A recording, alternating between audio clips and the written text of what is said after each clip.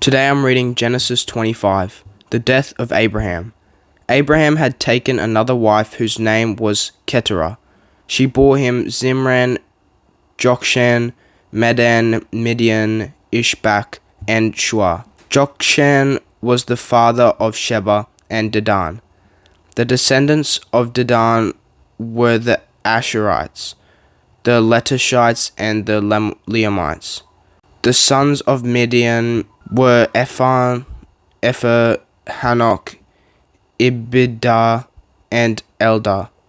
All these were descendants of Keturah. Abraham left everything he owned to Isaac, but while he was still living, he gave gifts to the sons of his concubines, and sent them away from his son Isaac to the land of the east.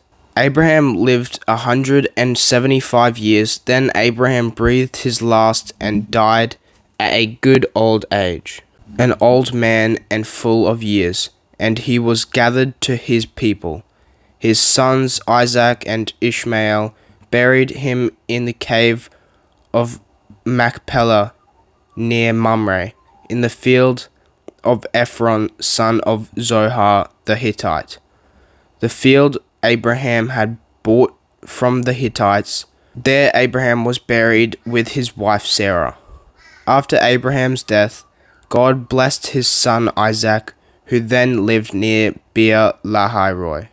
Ishmael's sons.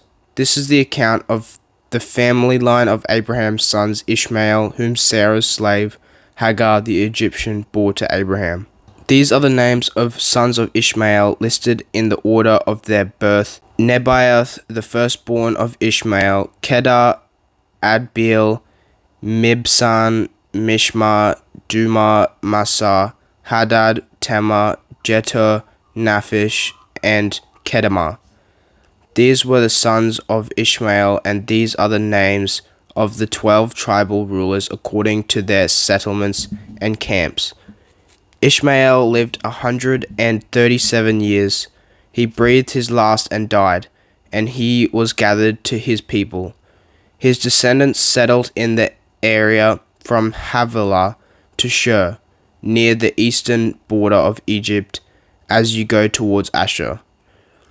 And they lived in hostility toward all the tribes related to them. Jacob and Esau. This is the account of the family line of Abraham's son Isaac. Abraham became the father of Isaac, and Isaac was 40 years old when he married Rebekah, daughters of Bethuel the Aramean from Paddan Aram, and sister of Laban the Aramean. Isaac prayed to the Lord on behalf of his wife, because she was childless. The Lord answered his prayer, and his wife Rebekah became pregnant. The babies jostled each other within her, and she said, "Why is this happening to me?" So she went to inquire of the Lord. The Lord said to her, "Two nations are in your womb, and two peoples from within you will be separated. One people will be stronger than the other, and the older will serve the younger." When the time came for her to give birth, there were twin boys in her womb. The first to come out was red, and his whole body was like a hairy garment, so they named him Esau. After this, his brother came out, with his hand grasping Esau's heel, so he was named Jacob. Isaac was 60 years old when Rebekah gave birth to them. The boys grew up, and Esau became a skillful hunter, a man of the open country, while Jacob was content to stay at home among the tents. Isaac, who had a taste for wild game, loved Esau, but Rebekah loved Jacob. Once when Jacob was cooking some stew, Esau came in from the open country famished. He said to Jacob, "Quick, let me have some of that red stew, I'm famished." That is why he was also called Edom. Jacob replied, "First, sell me your birthright." "Look, I am about to die," Esau said. "What good is the birthright to me?" But Jacob said, "Swear to me first." So he swore an oath to him, selling his birthright to Jacob. Then Jacob gave Esau some bread and some lentil stew. He ate and drank, and then got up and left. So Esau despised his birthright.